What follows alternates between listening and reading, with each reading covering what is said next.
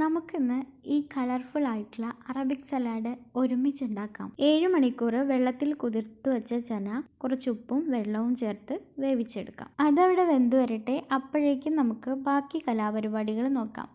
ഒരു ക്യാരറ്റ് ചെറുതായി കട്ട് ചെയ്ത് സാലഡ് ബൗളിലേക്ക് ചേർക്കാം. ഒരു കുക്കുംബർ അതുപോലെ തന്നെ ചെറുതായി കട്ട് ചെയ്ത് ചേർക്കാം. 3 ചെറി ടൊമാറ്റോ കട്ട് ചെയ്ത് ചേർക്കുന്നുണ്ട്. അതില്ല എങ്കിൽ നോർമൽ തക്കാളി ഉപയോഗിക്കാം. 5 ലെറ്റ്യൂസ് ലീവ് കട്ട് ചെയ്ത് ചേർത്തിട്ടുണ്ട്. അതിൻ്റെ കൂടെ വേവിച്ച് വെച്ചിട്ടുള്ള ചന കൂടി ആഡ് ചെയ്ത് കൊടുക്കാം. അറബിക് സാലഡ് എന്നല്ലേ പറഞ്ഞേ, അപ്പോൾ ഇനി അറബിക് ടച്ച് വേണ്ടേ? ഇനിയാണ് കളി മാറുന്നത് കേട്ടോ.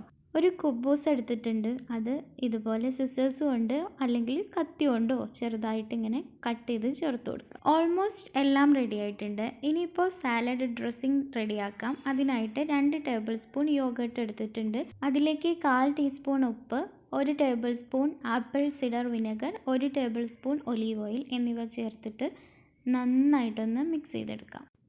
ഡ്രസ്സിങ് സാലഡിലേക്ക് ഒഴിച്ചു കൊടുത്ത് നല്ലോണം മിക്സ് ചെയ്ത് അടച്ചു വയ്ക്കാം. കഴിക്കുന്നതിൻ്റെ അരമണിക്കൂർ മുൻപോ 15 മിനിറ്റ് മുൻപോ ഒക്കെ ഇങ്ങനെ ചെയ്തു വയ്ക്കാം. കുറച്ച് കാർബ്സും ഹൈ പ്രോട്ടീനും അടങ്ങിയിട്ടുള്ള സാലഡ് റെഡി ആയിട്ടുണ്ട്. ചെറിയൊരു മധുരത്തിന് വേണ്ടി കുറച്ച് പോമഗ്രാനൈറ്റ് കൂടെ ആഡ് ചെയ്തിട്ട് സെർവ് ചെയ്യാവുന്നതാണ്. ടമ്മി ഫില്ലിംഗ് ആയിട്ടുള്ള ഈ സാലഡ് നിങ്ങളും റെഡിയാക്കി നോക്കൂ.